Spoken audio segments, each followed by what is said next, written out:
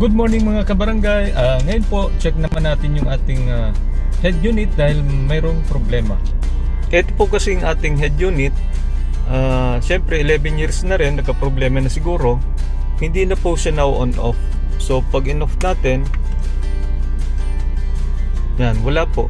Hindi siya nag-off. At kung i-reverse naman natin, yan, reverse natin, yung camera naman no video. So siguro po kailangan na po nating mag-upgrade ng head unit. Kaya pupunta po tayo ngayon sa isang shop na nagpapalit ng head unit. At papapalitan po natin to nung malaking head unit. So medyo malaki po siya. Upgrade naman natin dahil sira na.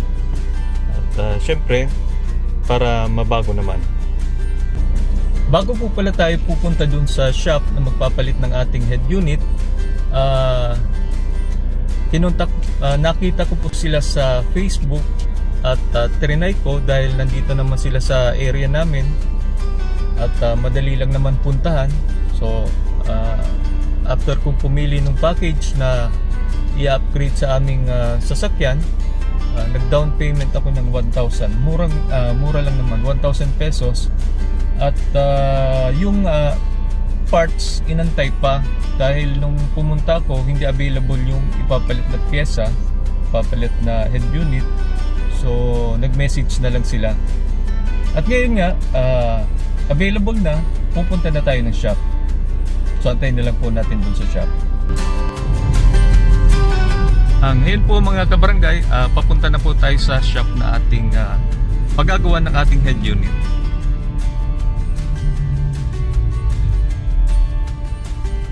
Andito na po tayo sa Concepcion Grande, Naga City. Malapit na po tayo sa shop.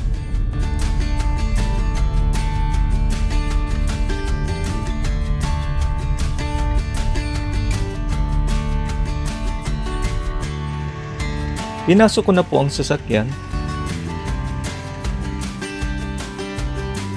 At tinatanggal na ang ating lumang head unit.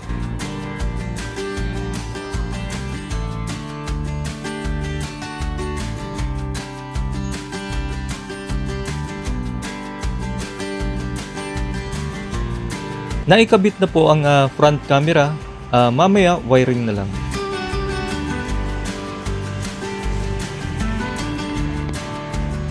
Tinanggal na rin ang mga sidings ng pinto at side mirror.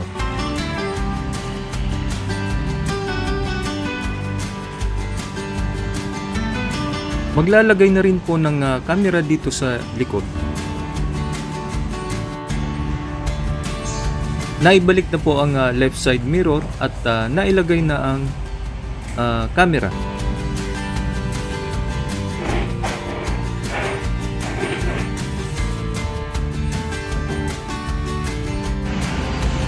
Ngayon po nagwo-wiring na rin papunta sa likod.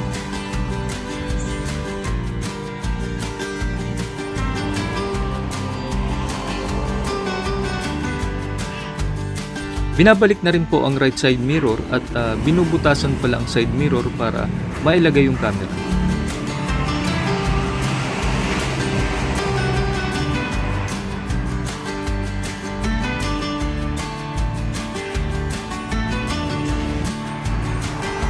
Andito tayo sa Cartec, Naga City. Makikita nyo ito sa Facebook. Along the road lang sila, Concepcion Grande, Naga City.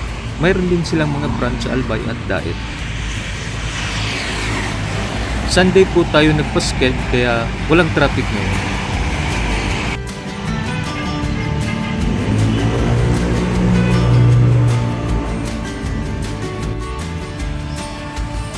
Naikabit na ang bagong head unit at ngayon naman tinetesting na lang nila.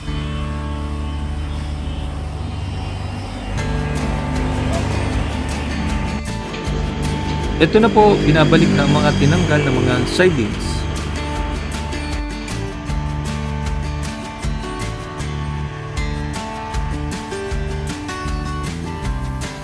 Nilalabas na po ang sasakyan para mag-align naman ng camera.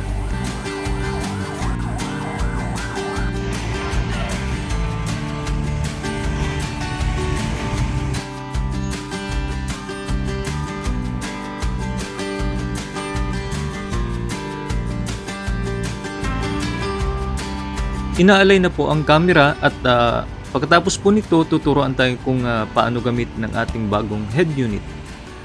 Kung di ka pa po nakakapag-subscribe sa aking channel, pa-click na lang po ng like and subscribe button, pati na rin po yung ating notification bell para ma-notify kayo kung may bago na naman po tayong i-upload na video.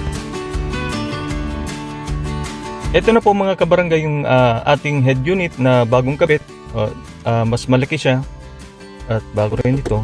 So try po natin, panda rin.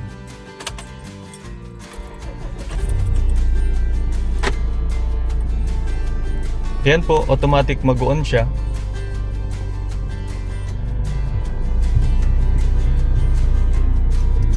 Baba lang natin yung volume.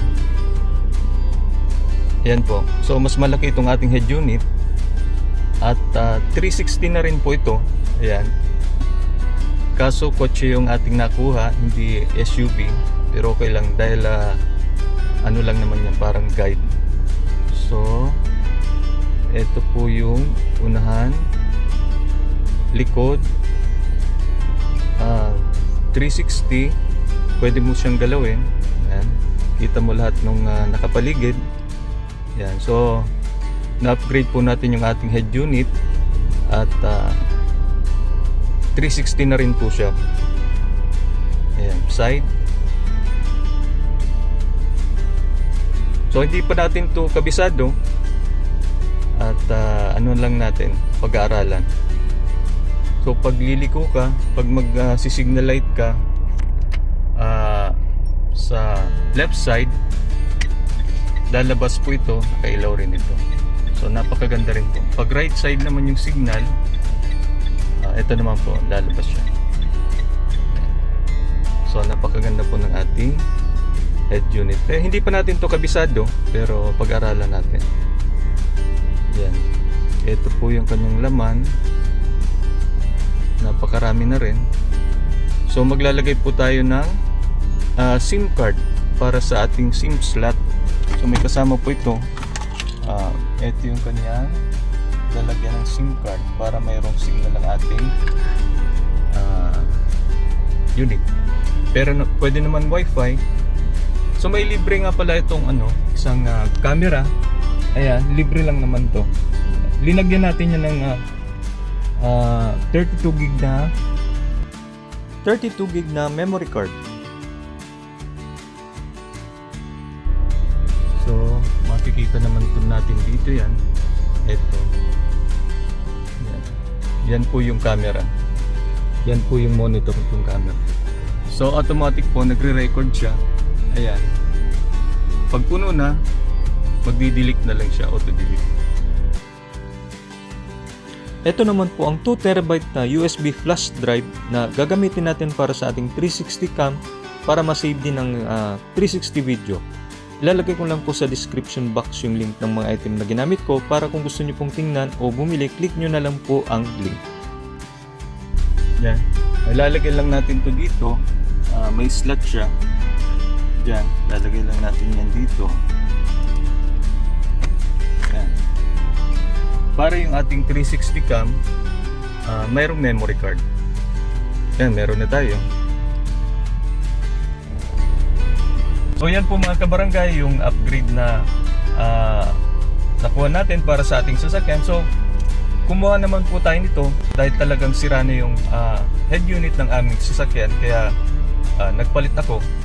At syempre magpapalit rin lang naman tayo.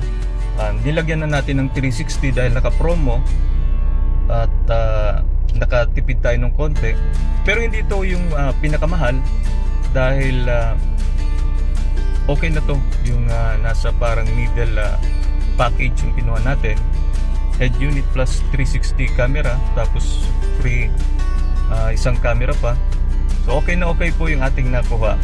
At yan lang po mga kabarangay. Maraming salamat sa panonood. Isa po ito sa magandang upgrade na ilinagay ko sa aming sasakyan. Maraming salamat po.